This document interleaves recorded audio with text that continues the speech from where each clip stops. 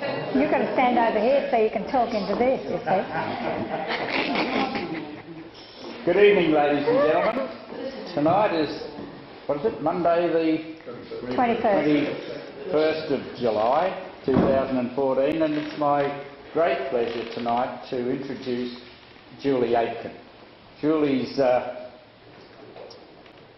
girl who grew up in Maylands and left after a fairly short time, but Pam has had an association with Julie since she was a baby, and when Pam left school at 15, she walked down to this vacant block that's just been raised where Ross's Salvage was, and she knocked on there were two businesses there. One was R.E. Arnold and the other was Anderson's Timber Hardware and Joinery. And she knocked on the door of R.E. Arnold's, and Dick Arnold took one look at her and said, I'd love to give you a job. This lovely girl at 15, I knew what she looked like at that age too. Anyway, Dick Arnold was pretty struck with her. He said, I'd love to give you a job, but he said, I haven't got any position, but he said, I'll take you down the road to Anderson's and see if he can give you a job. And so they walked down, and Dick Arnold introduced Pam to your dad, Barney Anderson, and Barney took one look at her and he immediately gave her a job.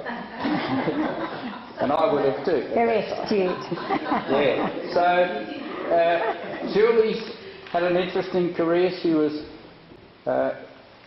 grew up in Maylands, as I said, and then moved with the family down to Rockingham, and then she became a school teacher and moved to Corder teaching, where she met Alex, who's with us tonight, and welcome Alex. And Alex was a farmer, and of course Julie and Alex met and eventually married and had a family, and now live in Perth, operate a business. And Julie is writing a book, and she was going to talk to us about her father originally, but anyway, things got changed a bit, and she's going to give us some recollections of her life in the early days when she grew up in Maylands.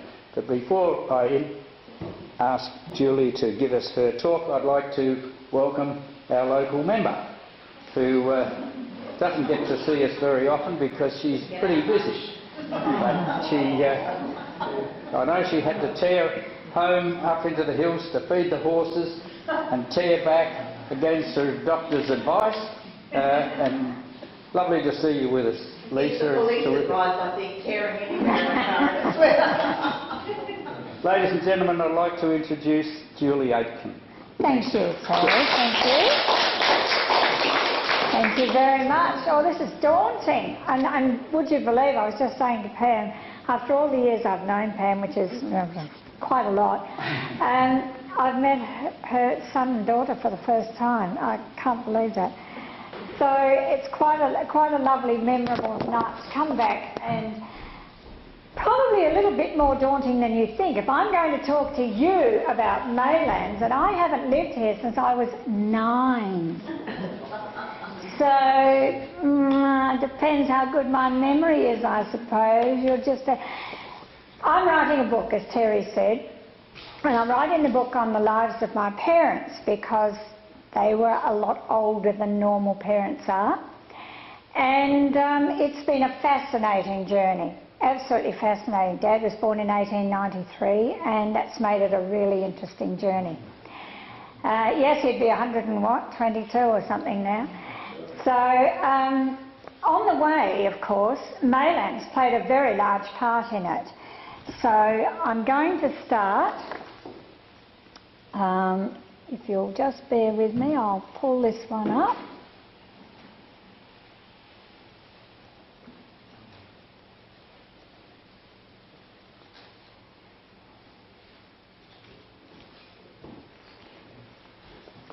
I'm going to talk about Maylands from behind the 6-foot fence, because that's what we had at our place. It was a 6 6-foot fence around 3 of our perimeters.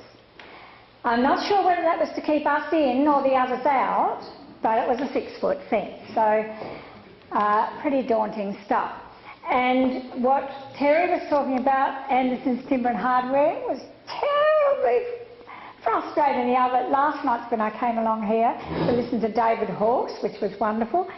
I went and saw the vacant block, and it was just unbelievable. I've never seen it vacant, ever. It's always been there my whole life. But from behind the 6-foot fence, things were different.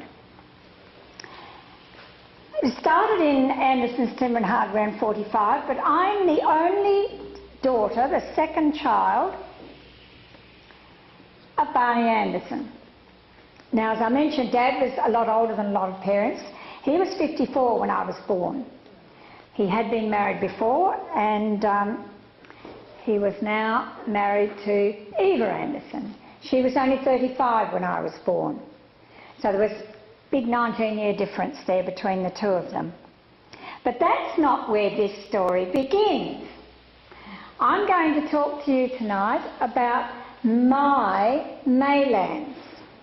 Now, this is a very limited part of Maylands, as you can see. It doesn't go very far. It goes from the 7th Avenue Bridge probably up to Kenilworth Street, and only just to Kenilworth because my mother lived there at some stage for 3 years. And that's about it. Apart from the rest of it will virtually stay up as far as Caledonian Avenue. But you'll be surprised what I know about that area. So that's what we're going to talk about. But unfortunately, the story doesn't begin there either.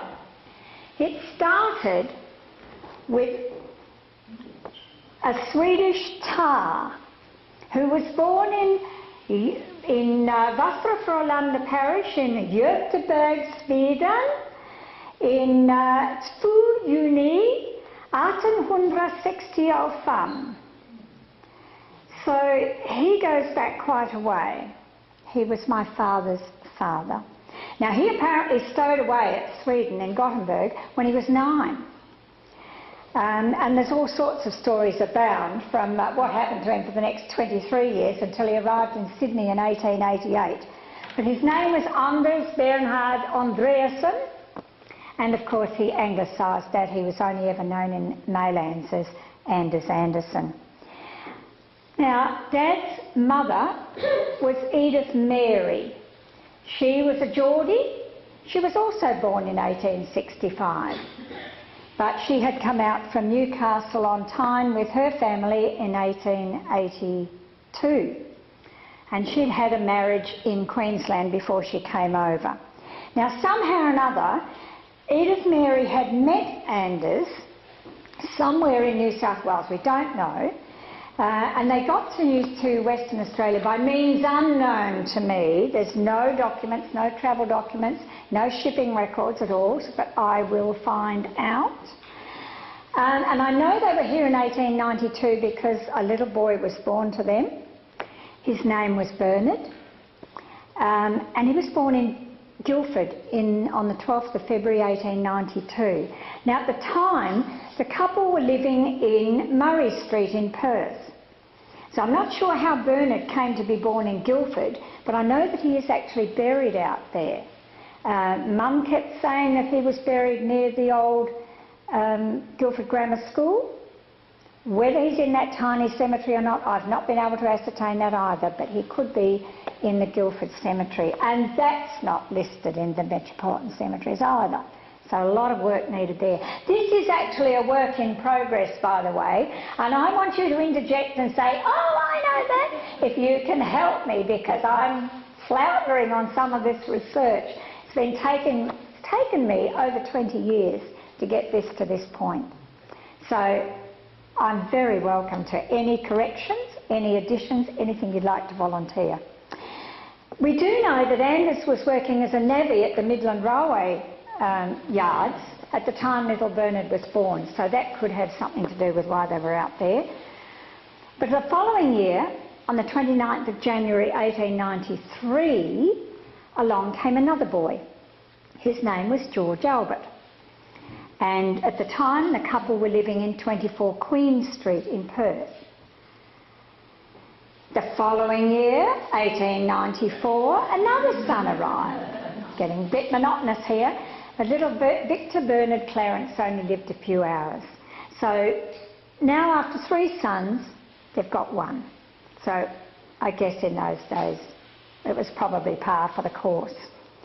But Edith Mary, of course, had her daughter from her first marriage. Her name was Elizabeth Ann Mumford, and she was floating around here too, I believe. She went to Perth Girls at some stage, but I'm still trying to identify those records. Now, I have this photo of my grandparents. They are living in Maylands at the time this photo was taken.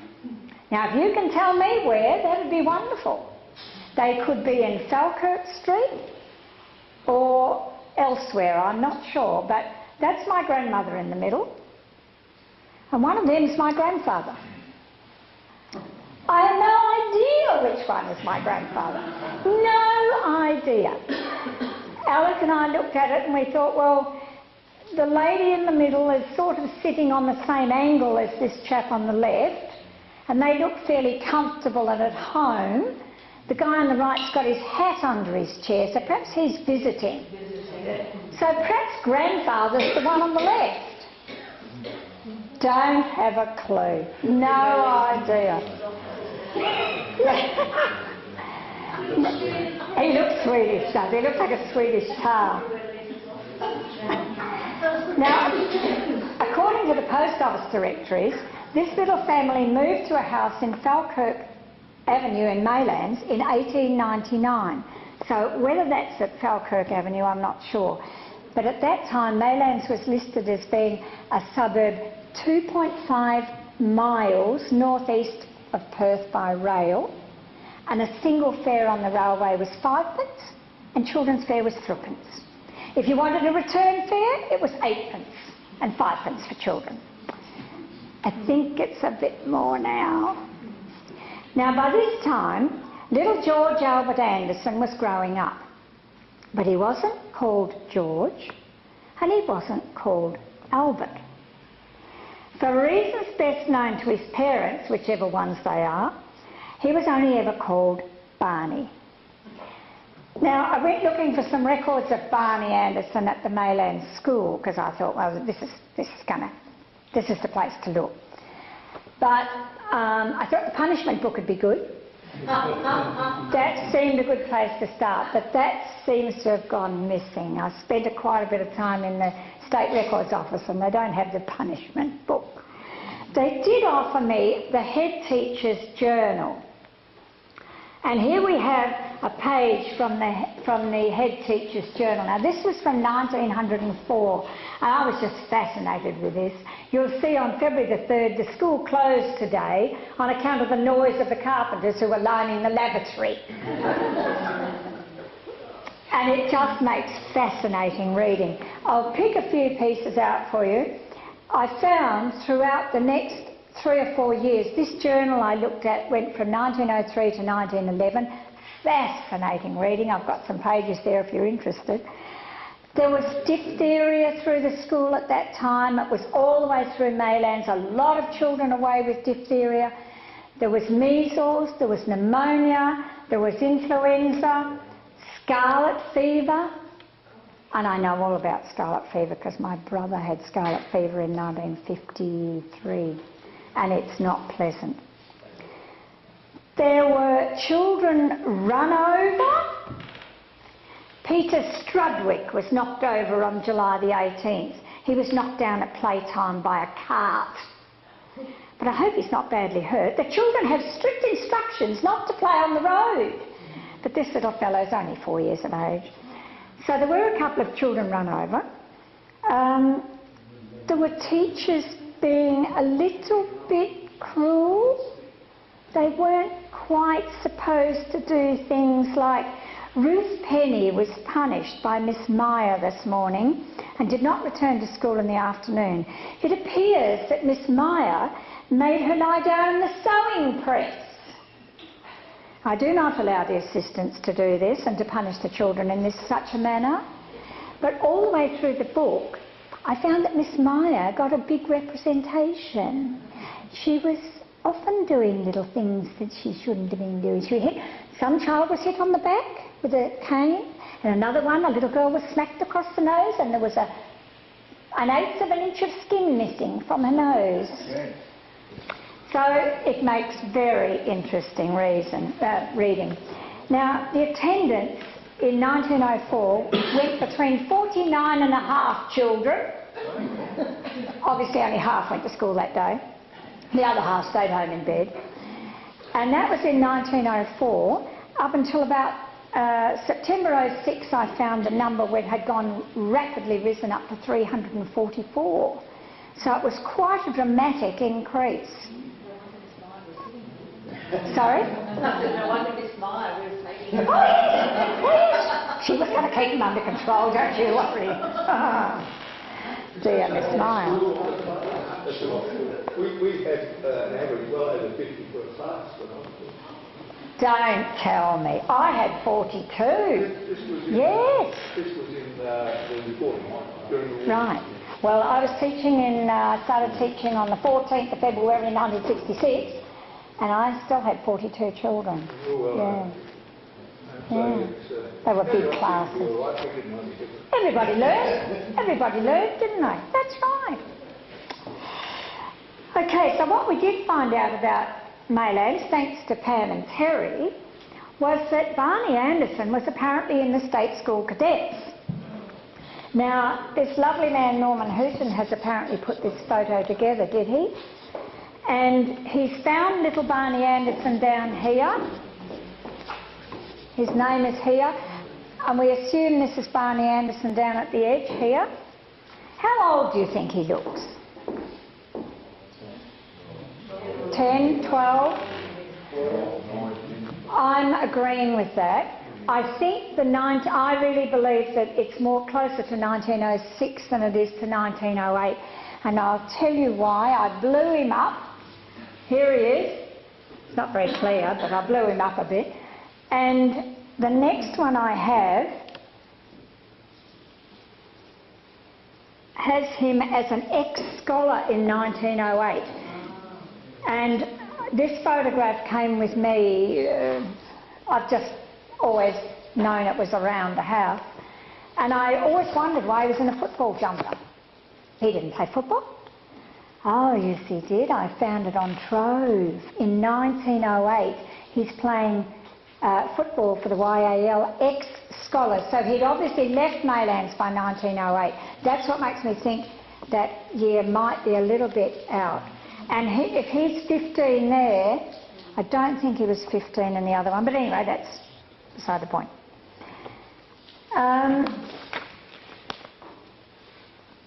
So then we had, from Barney the footballer, he started work at Miller's. Now, he was working at Miller's, Carey and Jarrah Forests, and that was a 1902 company, which changed its name in 1912 to Miller's Timber and Trading Company. And Dad went in there to work at head office as an office boy. And I believe he was there for 4 years before he was sent down to Wellington Mills as a timekeeper. Now, by the time he went to Wellington Mills, he was 18. And if he'd done 4 years there before, it's sort of putting that school photo back a little bit. But anyway, we can't, it's hard to prove these things, isn't it? It's very hard. You can only guess. Sorry? He wasn't bad, was he? No. I don't know where all the genes went then. Now, he went down to Wellington Mills, and while he was there, he met Kathleen Clare Rooney, a nice Irish girl. And Cassie, as they called her, and Barney were married in Bunbury on the 5th of April 1915. So that was Dad's first marriage, 1915. Would you believe I've still got some of their wedding presents? They travelled around the state a bit, and Dad went to Mornington Mills and so on with Miller's. And then he left Miller's and became manager of the Imperial Hotel at York in 1923. Now that was either his beginning or his undoing, I'm not quite sure, but a lot of history came from York while he was there. 1923 to 1927. He started with racehorse. Oh no, he didn't. He had racehorses before that. I won't go into the racehorses.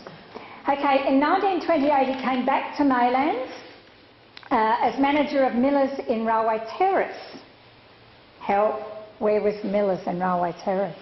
Does anyone know? It's on the Meth and Ferguson site. Was it? Really? In 1928? Might have been down the other end. There was Southern Cross down with the eastern end. Okay. Side of the road. Oh. I don't remember because all they had was a great metal fence all the way around. Oh, okay. It became the war repairing Oh, okay. Weapons, during the okay. war. I don't remember another company there at all. No. I've not been able to find any reference to it, but I must keep looking because... I think it's there. I think There. it's got it in the street directories there. Oh, okay. It just said Railway Terrace in the post office directory, so I was a bit flummoxed. Could have been in the 30s or 20s, Well, from 1931 to 34, he was managing Millers in Maylands, at Railway Terrace in Maylands, and also Millers at Midland Junction in Railway Parade in Midland Junction. So he was manager of both branches from 31 to 34. But anyway, let's get back to the beginning of the century. We've snuck up into the 30s. Let's go back to the turn of the century. As you all probably know, the gold estate was very instrumental in starting off this district.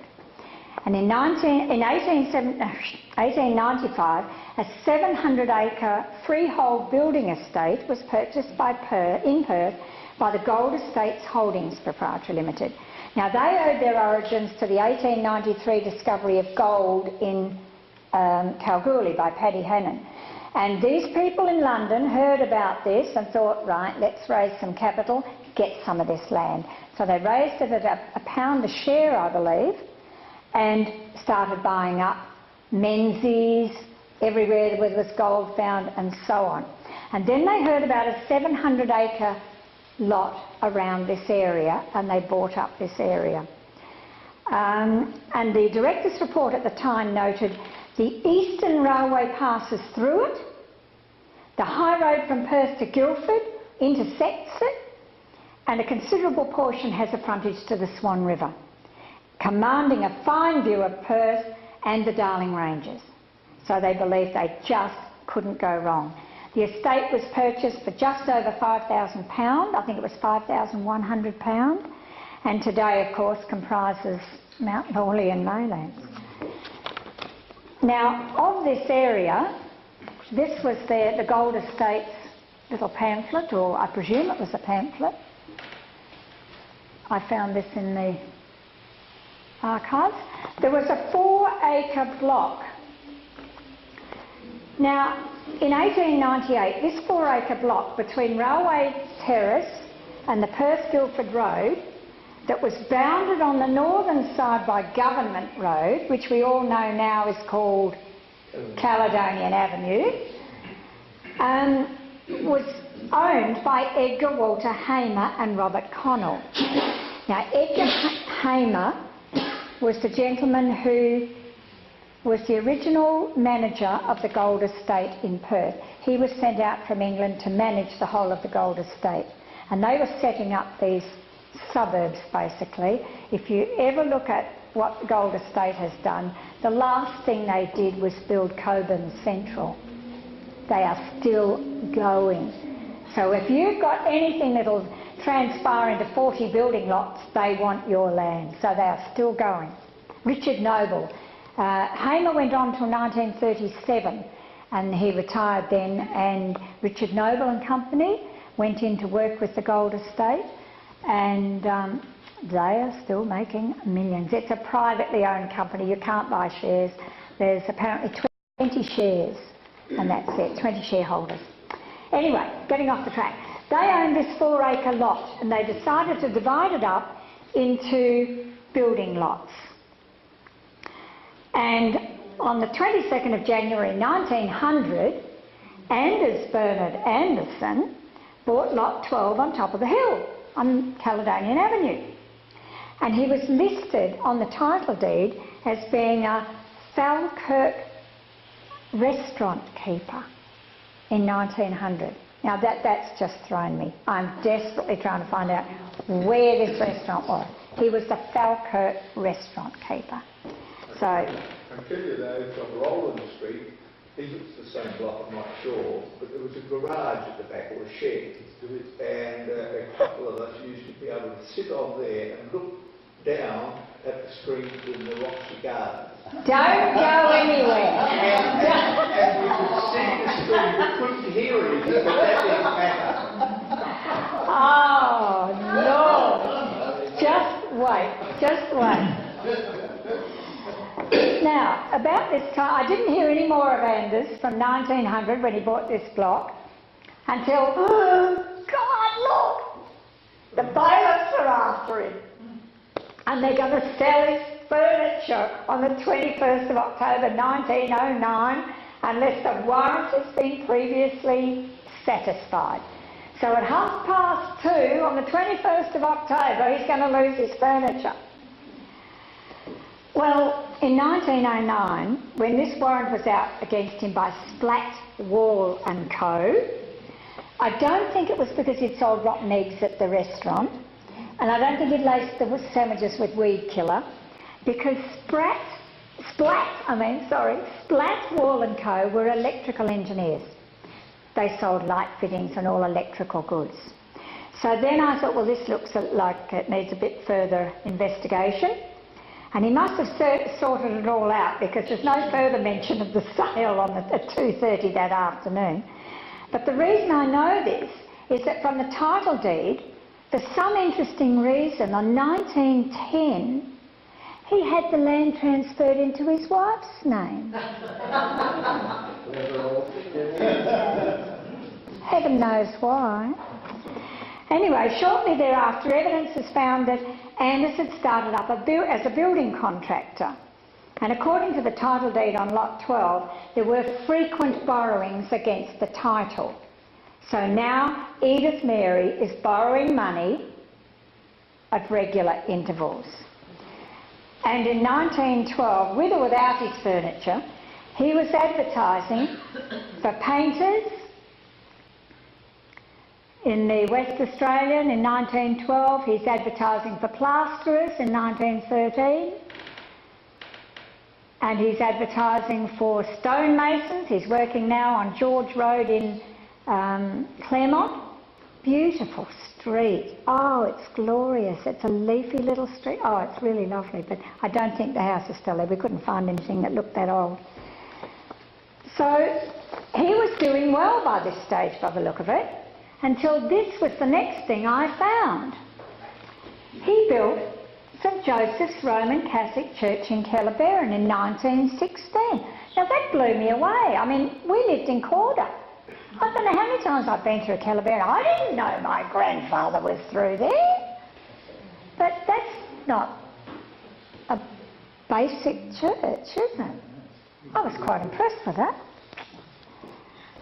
And here are the dimensions. That the edifice was to be of local granite, squared and pointed on the facade. It's Gothic, and it gives the dimensions.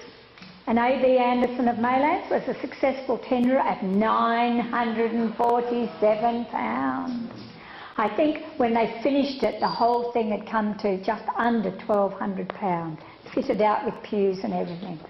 So it was quite an interesting find. And from there was no looking back. He was into advertising for plasterers again. He was up at Kalamunda. And then he built a house in Bagot Road. I took this photo the other day. It's still there, exactly as he built it. And there's a sign over the top of the door there underneath the filial that says surgery, but it's only got 3 digits in the first, hasn't got a 9 in front of it, so it's been there for a while. It's a little blue enamel sign. So he built that one, and lo and behold, here's a plan. Caledonian Avenue, Maylands. This is for lot 17 Caledonian Avenue. And you'll notice up in the top right-hand side it's for Mrs. E.M. Anderson, so she must have owned quite a few houses by this stage. But I think what he was doing was building, selling, building, selling. So I was quite impressed with these plans, but that's what's there now. And it's not... Can you spot the difference? All right, just watch a bit closer. We ask questions afterwards. Have a look at the facade on the left. There's 3 steps in it. And that's what's there now. It doesn't look as if it's got 3, it's just a straight facade. So I'll have to do some more research on that one. Don't know what that's all about on it. It doesn't look as if it's a new house. And the plans were 1926. The plans were also for this house in 1926.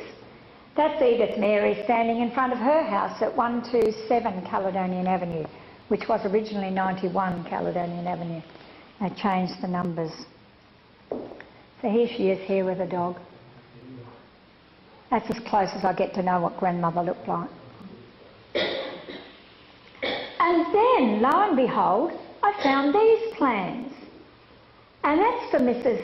Edith Anderson again too, E.M. Anderson. And it looked very familiar because it was this house. And it says at the bottom, this attractive residence in Caledonian Avenue, Maylands, was constructed by A.B. Anderson, builder and contractor, Maylands, and is for sale. Well, that was news to me. I thought he built it for my father. But he obviously didn't. He sold it to my father for £1,000. And this was 1927 when the house was finished. They moved in 1927. But unfortunately, Dad's mother died in 1931 and he hadn't finished paying for it. So on her probate records, it very clearly states from his father that would he please pay the remaining £650. So he obviously did because we lived in it. That's where, and that's exactly as I remember it. Same fence, everything, exactly the same. And is that between the railway and yes, and Guildford Road? Yes, yeah. Right up on top of the hill. Because Caledonian Avenue, very long. My generation was known as Calla because that's where the river was, and that's where we swam. So if you mentioned Caledonian Avenue, there was the Caledonian Hall, but on the other side it was the river. That's all we thought about. Okay. Oh, we didn't get that far. We weren't allowed out behind the fence. This is Dad's first wife, Cassie, and you see a better picture of the house there. And that was exactly as it was as I remember it, until about 1954, when he built the office on the front on one side.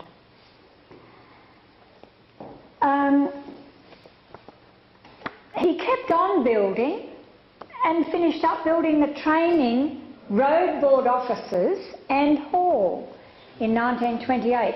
Now, the road board offices have since been demolished. They were on this side as I understand it. I've got a lady at the Shire office sending me some details on that. But I think the reinforcements were put up since the offices went down. But she said the hall inside is looking a little tired. The wallpaper needs to be fixed and this needs to be... But she said, oh, I love it. She said, oh, we had all our school things in there. So it sounds like someone in the town wants to keep it. Now, you remember that I mentioned that Barney married Kathleen Rooney in Bunbury in 1915. Well, Cassie, this is about the only photo I've got of them anywhere near each other. There was just no photos of them together. And they were with, I don't know what they were on. Mum did tell me, some ferry boat captain or something. But Cassie wasn't well. She was a very unwell lady. She suffered very badly from epilepsy. And she'd had several girls helping her. One was Eunice Longbottom. Now, the Longbottoms lived here on 283 Railway Parade, Maylands. And Eunice was the last one that was helping Cassie. But none of them stayed very long. It was very tiring work, very difficult work. Cassie was having up to 13 seizures a night.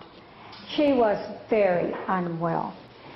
So about that time, this young lady called Eva Evanis came on the scene, and it was Depression time, it was 1931. Depression, jobs were hard to find, money was scarce, and so she thought, well, she'd go up and ask if she could have this job. So she went up to inquire about the job and thought that she'd do it. Her background was also in Maylands. Her family, my great-grandmother sitting in the middle, Sarah Roberts, she was a pioneer of Roebourne.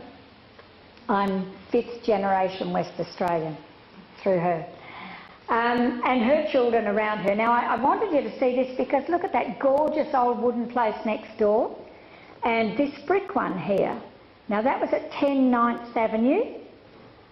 I'm right into houses, as you can see. That's a better one of that. It didn't look too bad a house, but they didn't own it. They were only renting it. I'm just more interested. That's my grandmother, Mum's mother, Kate, on the left, standing up. Now, Eva and her family had come from Dandaragan and Mora. They were the Robertses from Dandaragan on Kyanabas Station. And Mum had grown up there. And previous to that, Mum's mother, Kate Evanis, had been living in 7th Avenue, Mount Lawley. They'd lived in Kenilworth Street from 1928 to 30. They lived in Charles Street and also 9th Avenue. And just before Mum went up there to work at Anderson's, they'd moved to a house in Warren Street, just at the back of Rowland Street. Now, about the time Eva she got the job, by the way. About that time, Edith Mary passed away just after Mum went there in April. And 10 years later, Mum looked after Cassie for 10 years. They were great friends. She really admired Mrs. Anderson. She thought she was a lovely lady. And she passed away in 1941. After all, I don't know how she lasted that long, to be quite honest. But 4 years later, thankfully, Mum and Dad got married, which was very lucky. And within a year, along comes Kingston Anderson. Now, he's my big brother. He came along in 46, and lo and behold, there's me in 47. And Mum said she had bought the first cane pram from the blind school after the war. But I've got a funny feeling that a lot of other mothers in Maylands said the same thing, so I don't know. So by this stage, Eva had her hands full. But back in January 1946, Barney had his hands full too, because he had the opportunity to purchase Hampton timber from Claude de Bernales. Now, as you probably know, Claude de Bernales was a big entrepreneur in Western Australia, and he actually owned Hampton timber. He offered it to Dad. Dad said yes, he'd buy it. He went to hospital when Mum was there on the 1st of January having my brother, and he said, what do you think? She said, well, you're the businessman, I'm not. If you think you can make a go of it, you know. So he did, and he wanted to bring it closer to home, so he wanted to move the business out to Maylands. So he purchased the property on the corner of 10th Avenue. Street? Sorry? Was that in Wellington Street? That was in Wellington Street by the Perth markets, yes, yes. And he purchased the property that was Ross's Auctions for £1,100. And he set up Anderson's Timber and Hardware. I'm not sure that I've got a photo of that there. Yes, there it is. Photo of Anderson's Timber and Hardware and Joinery. And I must tell you about this photo. Mum told me that the day they were going to have the photographer out to take these wonderful photos, they got up early, went down there. Oh, look on the right-hand side, graffiti. So they parked the truck in front of it and hoped nobody would see it. So there was graffiti artists around then too. What sort of a car did your dad have? That was the Plymouth. Plymouth. Yes, its number was 4831. And then, of course, he brought most of the men out from Hampton Timber to Maylands. They all came out with him. But Miss Coxon was the office girl, the secretary out there, and she decided she wasn't going to travel all the way out to Maylands. So he had to find a new secretary. So he found a young lady at, I think it was Edwards Business College, And her name was Viola Leslie. And there's Viola, delightful young lady, wasn't she, Pam? Yes. Gorgeous lady. And Mum looks a bit worried, she's frazzled with us kids. And the child in the middle is Ian Froome. Now, Ian was the eldest son of Jack Froome, who was Dad's foreman. And Jack lived just up Bedford, I think. Bedford, yes. Grand Prom, that's right. Then, of course, Viola got married. She married Ron Pentland. Was he from Maylands area, Ron? No, Wanneroo, I think so. And, of course, we were looking for someone else. And that's where Terry's story came in. Pam heard about Ari Arnold, and Dick took her down, as Terry said, down to Barney. And Barney thought, yes, perfect. So he set her up in the office there, gave her all the power she wanted, and told her, now if someone rings, if they don't want to talk to you, tell them to go to buggery. So she was sorted out with all the power she needed. And that's Pam on the left, Jimmy Wild in the middle. Jimmy was in the yard doing something. Yeah, and Muriel Avens, her husband was the clerk, Roy Avens. And then, of course, this lovely young lady was snapped up by the dashing Terry Gaunt. And off she went to get married. We're left with no secretary again, but Pam found her friend, Audrey Wilson, that she'd been to school with, and suggested Audrey come along. So then we had Audrey. And I think it's Mr. Tyler on the left. I don't know the next man. Bob Bremner, the accountant. Who is? Roy Evans. Oh, that's Roy Avens. Okay, and then Bob Bremner, the accountant at the back, Jack Froome, the tall man, and Mr. Stott? Not sure. Fox. No. Fox. Fox? No, that was Georgie, that was, yeah. So we've got photos of all the girls, and interestingly enough, we still keep in touch with Pam, obviously, and Terry, and with Viola. So she's a very special friend too. But when Audrey left, Pam, who was now a young mother, and with a son already in tow, was it you? Yeah. Oh, right, okay. Right. Bit smaller, yeah. She came back to work for Dad and looked after the office, and Pam was telling me that her father-in-law would bring her to the office and drop her off, and then Bob Bremner would drive her home in the afternoon. So that went on for another few years too, thanks to Pam keeping it all going. And then last year, I think it was, I spoke to Pam and she said, oh, you know, they're going to pull Anderson's Timber and Hardware down. And I thought, oh, God! So I raced around with the camera, went and had a look, and did a very nostalgic trip. And lo and behold, the joinery shop hadn't changed. From 1956, I think, 54, until last year, it was still exactly the same. I don't think they'd even put a coat of paint on it.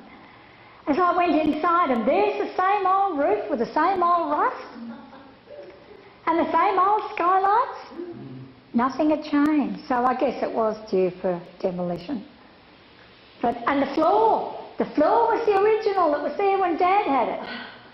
Nothing had changed. It was still as bumpy as ever. Could have been an absolute safety hazard. But by this time, Barney was wrapped up in his two kids. There they are, looking very astute there with the Plymouth. And he had applied for a further building approval at 129 Caledonian Avenue. Here it is. This was a big project. You can see on the right there that it's going to be managed by Jack Froome, the foreman, and the owner is George Albert Anderson. And oh, look what it's for. It's a playroom. The kids' playroom. And we had all these big drawings done up and everything. Well, this was no ordinary playroom, I can tell you, because all timber had to be equal to mercantile and quality hardwood.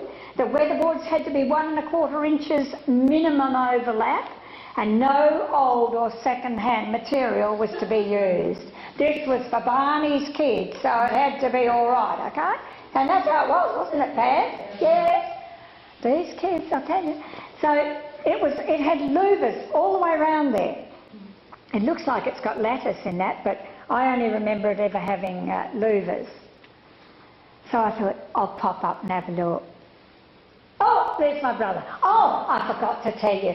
Around this playhouse was a metre wide, or a yard wide, area, and then it dropped down about 600 mil to another big area all the way around that, and he took all the trucks from Anderson's Timber and Hardware, took them down to the beach, filled them up with beach sand.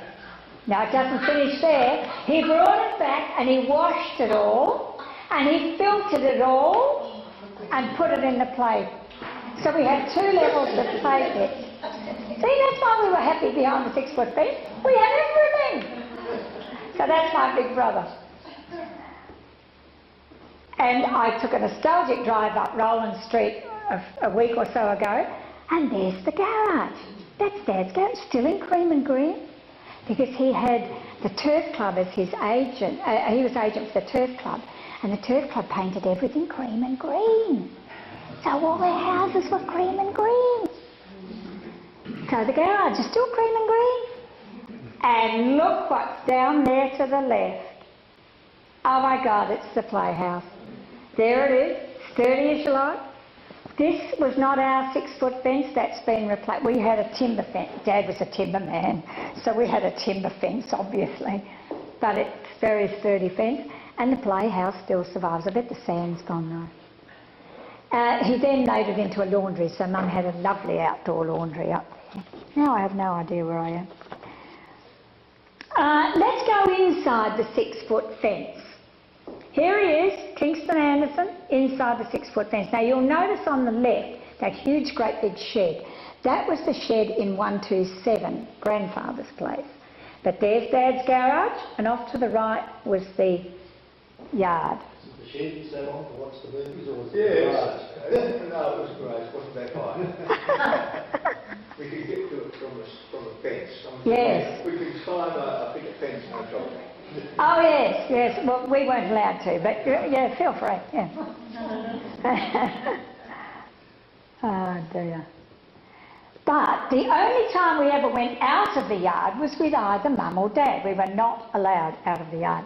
And Dad had this penchant for the Maylands aerodrome. We were always down the aerodrome. Every Sunday morning we'd go down the aerodrome, and it had this road that came in from the west, and it was a little, about the width of a goat track really.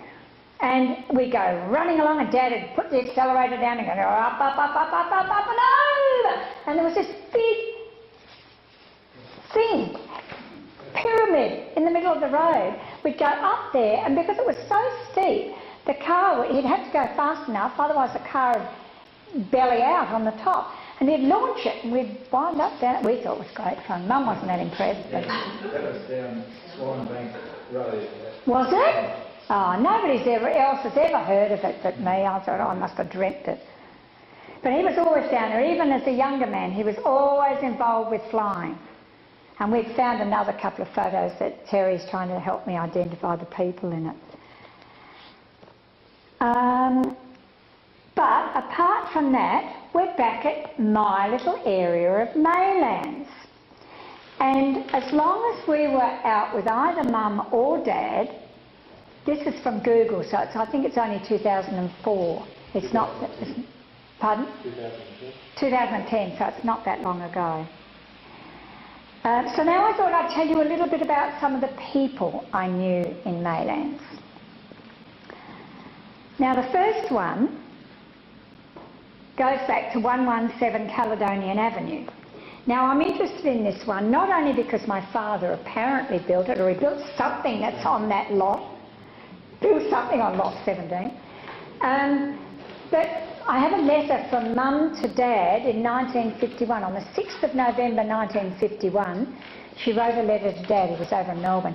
And at the bottom she had a bit of a postscript, and she said, oh, by the way, Mr. Wright, who lives in that house your father built on the other side, just near the Centenary Hall, died this morning at the Midland Marshalling Yards. He fell under an engine. So of course I get straight onto the computer, and yes, here he was. George Vivian Wright was killed at the Marshalling Yards in Midland on the 6th of November 1951. He was 51 years of age. And that's where he lived, just down there in Caledonian Avenue. That's where the Caledonian. Yes. That's on. Yeah. Now 125 Caledonian Avenue, which is a couple of doors up the hill, we're going up towards the west, lived Kibblewhites. I don't know how long Kibblewhites lived there. It was a Reginald Albert, I think, and his wife Daisy May. And they had 2 or 3 children, not sure, I think there might have been 3. They were allowed to come and play with us. We weren't allowed to go and play with them, but they were allowed to come to our place. So we knew the Kibblewhite children. Were they near the Scrooge's church? Yes, yes, that's right.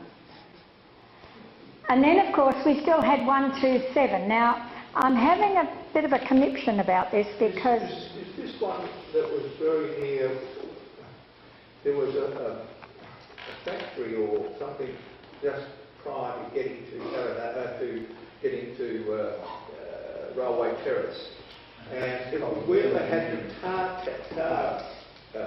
things. And I can remember a house very much like that, and just on the right of it was where we got our tar for making a mess of ourselves.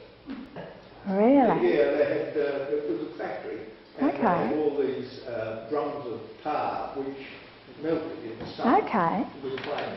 So what did you say that was? The engineering work with Bob Collins. Oh, Yeah, okay. sorry, yeah, Okay. Well, that's it. I know at the turn of the century, Edith Mary ran a boarding house, presumably in this house, I don't know. Well, there weren't many houses like that were close to the front. No, that one was right on the road. That's right. Yes. And she ran the boarding house, presumably from that house, back at the turn of the century when the foundry was making the pipes for the C.Y. O'Connor Kalgoorlie pipeline. So she had the boarding house right opposite their front gate. And she used to go and tell my father, he was 10 or some 9 or something, and 7, 83, 93. And she said, well, go and get some wood for the heater. We need to light the heater, the men will be home from work very soon. So he popped out to Caledonian Avenue, and there it was, all the wood he wanted. The whole of Caledonian Avenue was paved with little jarrah blocks, wasn't it? So he got the wood for the heater. Do you know that millers used to send jarrah blocks to London for the streets of London? Yeah. So underneath the roads, I believe those jarrah blocks are still there in the streets of London. And after Edith Mary died in 31, her husband Anders lived there till 1937 when he died, and then I'm not quite sure why or how, or I'm reading between the lines here and I'm getting huge big stories jump up. He left the whole lot to his stepdaughter. Yes, I got the same impression, I thought. He had one son, so he left the whole lot to his step. Anyway, this is her, Elizabeth Ann Mumford. She went by the name of Sis Morley, we used to call her Auntie Sis, and she lived in 127 Caledonian Avenue, right up until 1951. Now at that time, I think from 1937 to 51, she'd been friendly with a chap called Aitken in Bayswater. He lived in Foyle Road in Bayswater. So after the old boy died, the old boy being grandfather, he came to live in 127 Caledonian Avenue. His name was Alexander, where did I put that? Fascinating name he had. Oh, I lost it. What was his name, Alec? Alexander John Lepper Enkel, his name was. Now he passed away in 47, and she sold the house in 1951. She went back to Newcastle where some of her family was over there, and she rented it out to some people. She sold it to some people who rented it out to a family called Maylands. Now at that time, 51, Latvia, Estonia and Lithuania, the 3 Baltic states, had been annexed by Russia. And a lot of the people from that area were fleeing for their lives. They just dropped everything and ran. And the Murans were one of those families. They came out, sought refuge in Western Australia, and they were living next door to us. And they had the most gorgeous girl called Liga. Liga was a bit older than us, but she was absolutely adorable. She used to come down to Rockingham with us, and she was just delightful. And I met her, I didn't meet her, I made contact with her last year. I hadn't been in contact with her since about 1956, and I thought, look, I'm going to find her. I looked up on the Metropolitan Cemeteries and I saw her mother and father's name there, and I thought, well, she might be still around. And I found another Murans down at Rockingham, and it turned out to be her older brother. And she now has gone back to Latvia, reclaimed the family farm, and is working it with her daughter and her granddaughter. So she lives there for 6 months of the year, and she comes back, and I think they've got a house at Rockingham. She lives there for 6 months of the year. So it was just lovely to catch up and find out what she... And she was also, went on to become a school teacher, and she taught at Bayswater. So it's very convoluted, isn't it? Now at 129, this is the front veranda of 129, that's my big brother. We lived there till 1956, and then we went down to Rockingham because we found it was a bit better for us poor old asthmatics. And Dad rented it out to some people called Olive. Now the Olives ran the news agency in Maylands. They were lovely people, the Olives.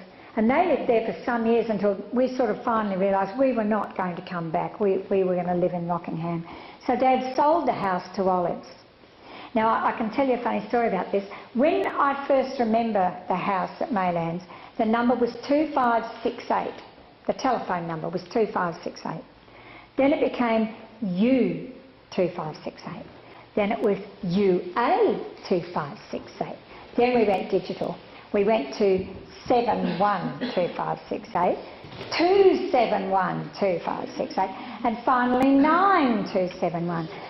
And in the 90s I was sitting there thinking about this one day, and I thought, I wonder if that's still our phone number. We'll dial it, see. Hello, you're not going to believe this. You can hang up if you like. I know you'll think I'm crazy, but... And I told this dear lady the whole story. I said, look, my grandfather built the house. We lived in it, da-da-da-da-da. We sold it to some people named Olives. And she sat there and she listened and she said, we bought the house from Olives. So we had such a lovely chat. I don't know if they're still there. I must knock on the door and find out. Now down the bottom of Caledonian Avenue, on the corner of Railway Terrace and Caledonian Avenue, I think there was the woodyard. Wasn't that Russell Dryden's folks had the woodyard? Yeah. There was a shop on the corner. Okay. Okay. Now, the woodyard was next to it. Right. Between Caledonian and Roland Street. Okay. All right. Oh, very good. Now, looking back at our map, we've got the Wrights. That's a little bit small. I'm sorry, I should have made them a bit bigger.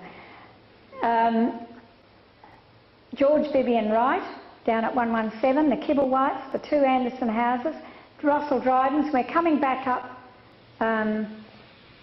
Roland Street. Now there were three houses next to us. We were up on the hill, and as we looked down, we looked over the top of three backyards. And those houses didn't face onto Caledonian Avenue like ours did. They faced onto Roland Street. So that's how Schwartz, Pritchard and Wynne were number 7, 5 and 3 in Roland Street. Now Mrs. Schwartz was absolutely gorgeous. She was a dear old lady. She was a widow at that stage, and I think I may have found that her husband used to be a shopkeeper in Maylands. Does anyone know that? I think he was, back in the dim dark ages. Schwartz? Don't know. Well, So, many German names around, it changed them. yes, same as, yeah. And Schwartzy, she was quite elderly, I think, and because of our 6-foot fence, Dad put big Jarrah blocks against the fence so Mum could call up, step up there, and she'd say, Schwartzy, you all right? Hello, how are you? So she and Schwartzy would talk over the fence for a while we kids ran them up.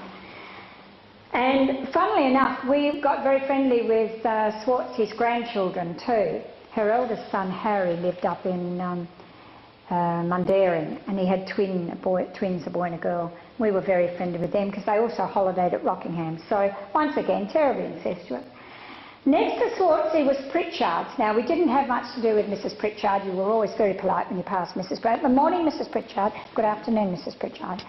She was a widow, but we just didn't know whether Mum did or not, I don't know. And then again, next to her, number 3 was Wings.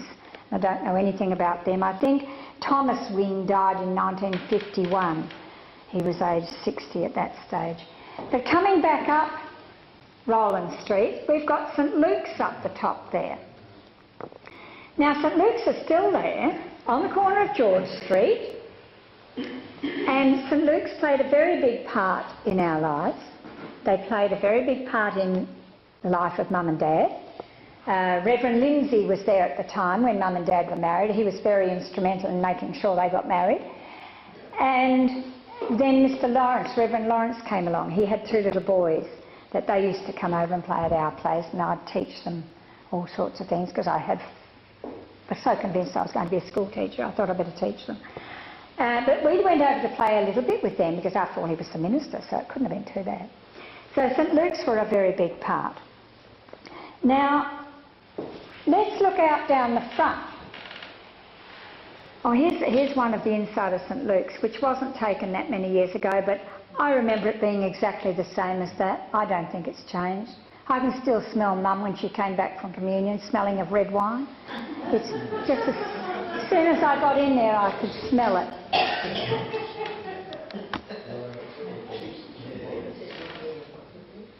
From there, we're going down Rowland Street. We'll head down around now to the post office on the corner.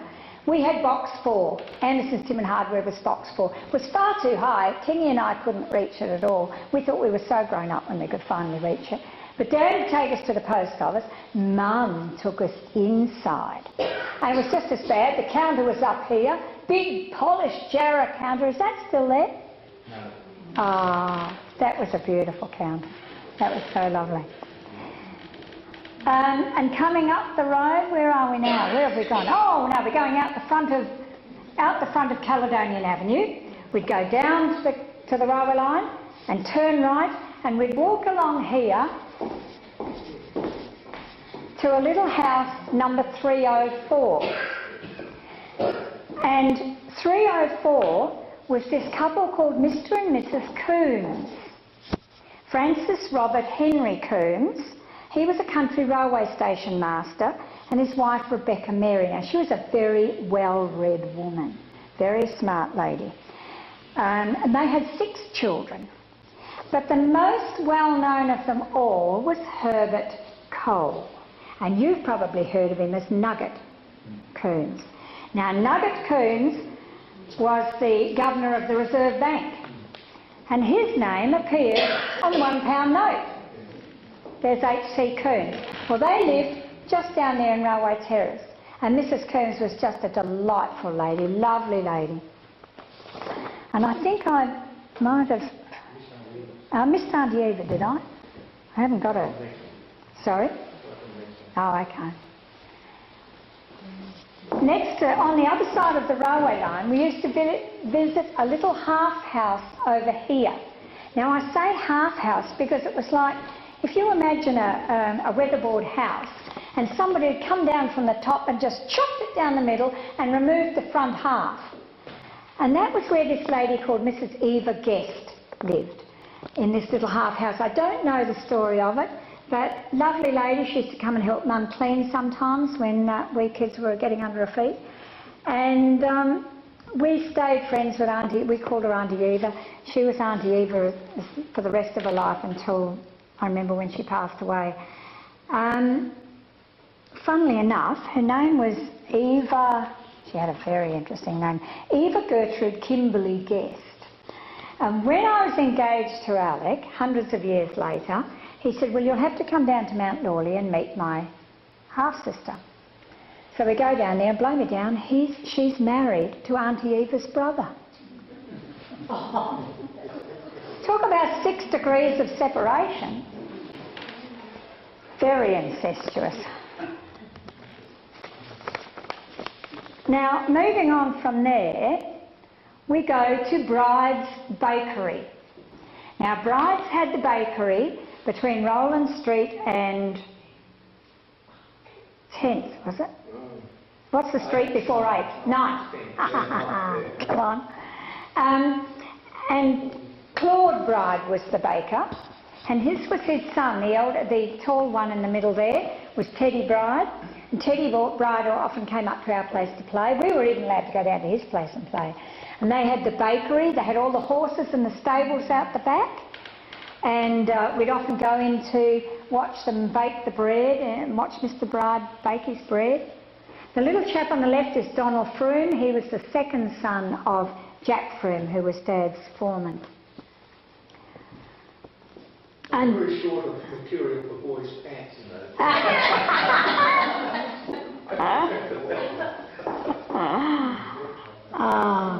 Now, moving along from Bride's Bakery, we had, oh, and of course old Mrs. Bride was alive when I first came around too. She was Claude's mother. She was very elderly at the time, so but I think they'd been there for quite a while before that. Anyway, moving along, we'd gone to Kenny's. Now everyone knows about Kenny's shops. They had second-hand dealers, they were drapers, they had second-hand furniture. I think they had a bit of everything. Haberdashery, yes, all of that in their drapery store. And I remember Mum saying to Cassie once, she said, "You've got all this beautiful Royal Dalton china that you were given for your wedding present. Why don't you use it?" She said, "Oh no, I don't want to use it." "Well," she said, "when something happens to you, it'll only go to Miss Kenny, you know." Well, that was the fact. She didn't want her lovely things going to Miss Kenny's, to the second-hand shop. So Miss Kenny, she always got a little bit of a mention when we went past there with Mum. And when we went to the corner, there was Sargent's Pharmacy. Now, Sargent's Pharmacy played a very big part in our lives because I was quite badly asthmatic. And Dad used to spend his time in Sargent's talking about what was going to cure me, relieve me, or whatever. And he came up with Warren's Wonderful. Pardon? Lionel Sargent was better than any of the doctors. Lionel. Do you know what his name was? Lionel Obecio Sargent. Lionel Obecio. Pardon? Obecio was his father's name, yes. And his father was a, what do we say his father was? Pharmacist and botanist. Up at York. Yeah, it's an interesting story to read about that. It is fascinating. His father was a very bright man. But what I found even more interesting was that Lionel Obecio died in Maylands on the 22nd of June 1955, and Alice Beatrice, aged 65, died in Maylands on the 22nd of June 1955. Now, I don't know, was that a car accident or husband and wife? It looked like, I don't know. So, might look interesting anyway. So Warren's Wonderful was one of the things that Dad found out from Mr. Sargent. And has anyone ever had anything to do with Warren's Wonderful? Oh God, we all have, haven't we? Oh. Warren's Wonderful was a roll of cotton wool, but it was pink. Yes, it was. Pardon? Pink better. Pink. Oh, pink's better. All right. Whatever.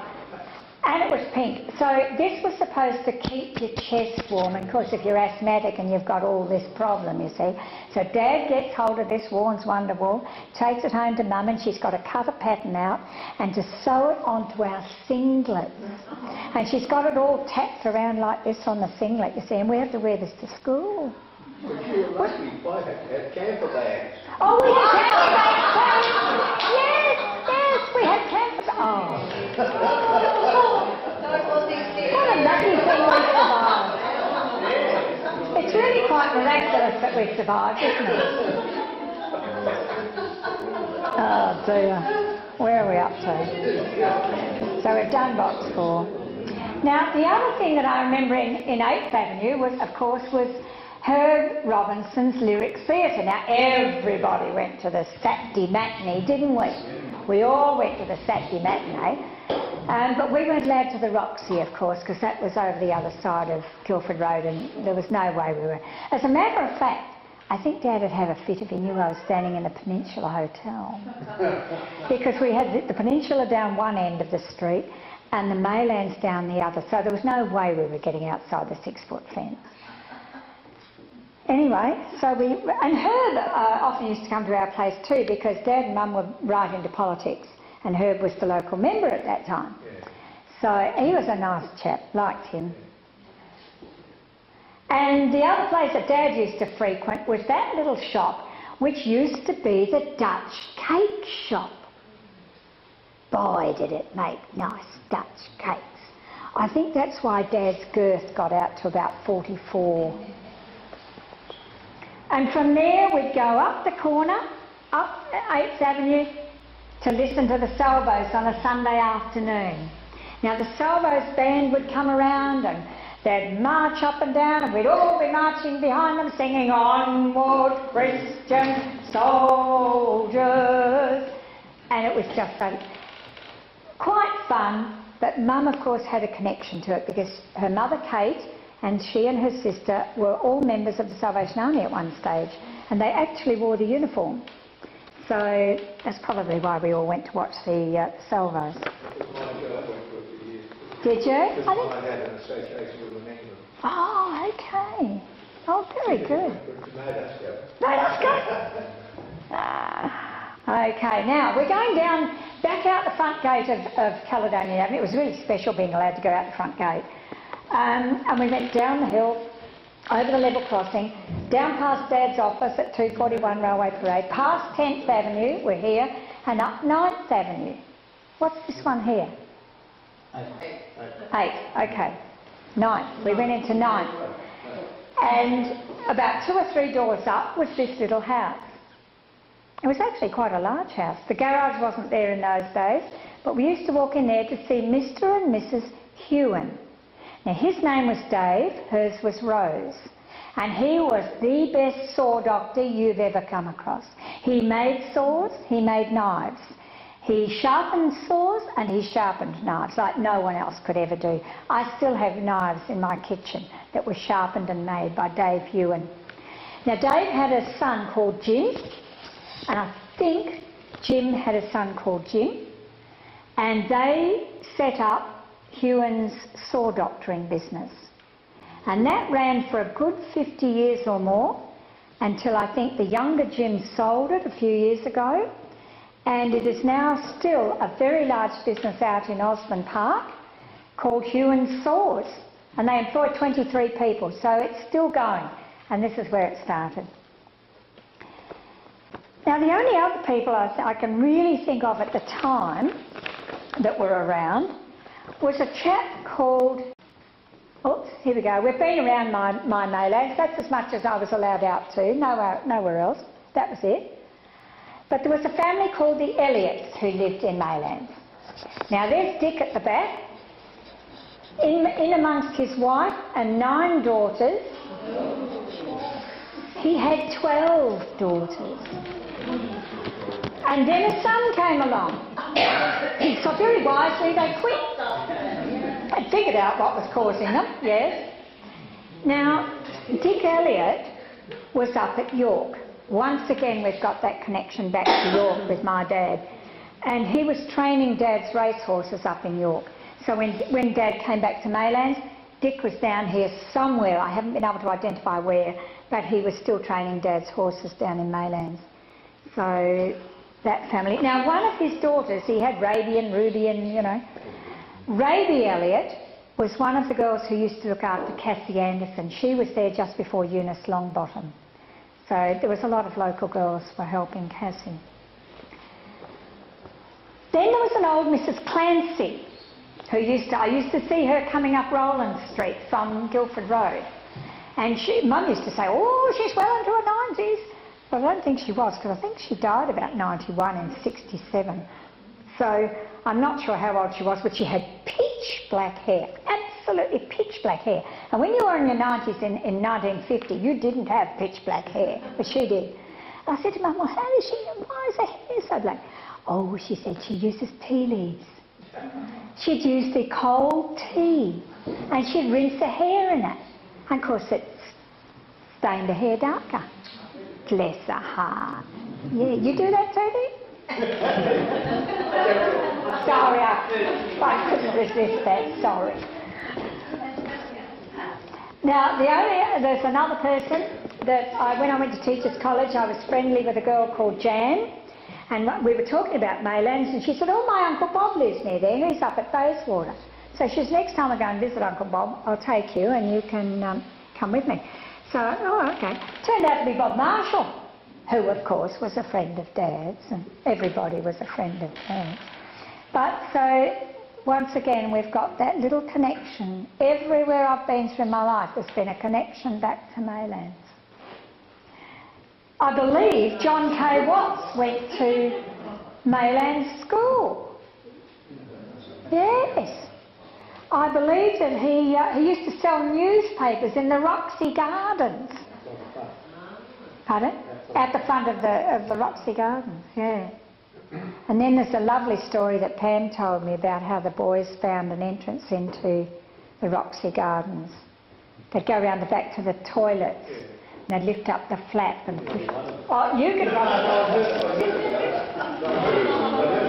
Right, you only heard about it. So that about sums it up. We lost my brother in 2006. Looks a bit like Barney, doesn't he? He was only 60 when he died.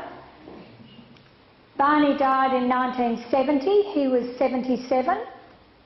And he died of an angina heart condition, same as my brother had a heart condition, and Dad's mother, Edith Mary, died of a heart condition. Mum went on till nearly 96. She only died in 2008, and she was great. As a matter of fact, Mum started me on this journey, because when Dad died, I said, well, look, I don't know where the devil is going, but I certainly want to find out where he's been. And it sort of started us off on this journey. So, bless her heart, she started it all. And here's a photo I found of Mum with Viola Pentland, Dad's first secretary.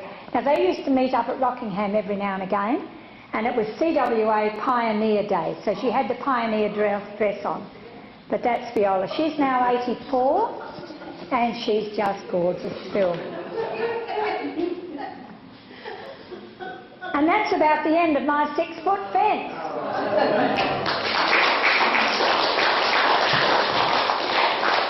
So thank you so much. That's a fantastic story. Thank you so much. It was entertaining as well as giving us lots of information about Maylands. Some that we didn't know of, that's for sure. All right. But we have just a very small Oh, Terry. just remember. Just to build up my waistline. Thank you very much. Thank you. Thank you. It was fantastic. Folks, put your hands together again. Oh!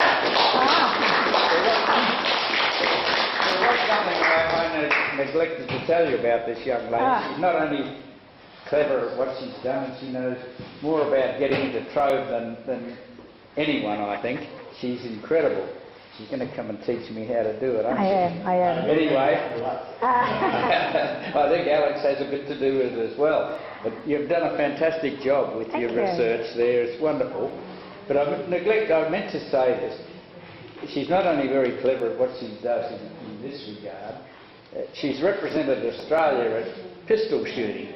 She picked up a rifle once at the rifle range, or somebody said, would you like to have a shot? And she said, oh, I've never held a gun before. And they said, well, you just hang on to it like this and point it in that direction and shoot. And she shot straight away 2 bullseyes, and they couldn't believe it, and other people couldn't hit the target.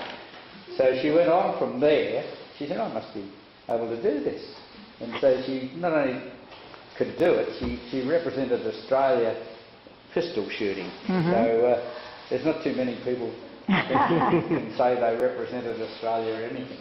So, very talented girl. So thank you so much. I think you'll buy. Not only that, Colin, who was at Meriden, as we know, he's often told us about his days in Meriden, and Colin's brought along some magazines to do with pistol shooting, as he was a pistol shooter as well. Names are in there of and Julie. Go on. Well, that's what I brought up. This is not the She's too shy to tell you about it. This is not the one she... That's my rubbish.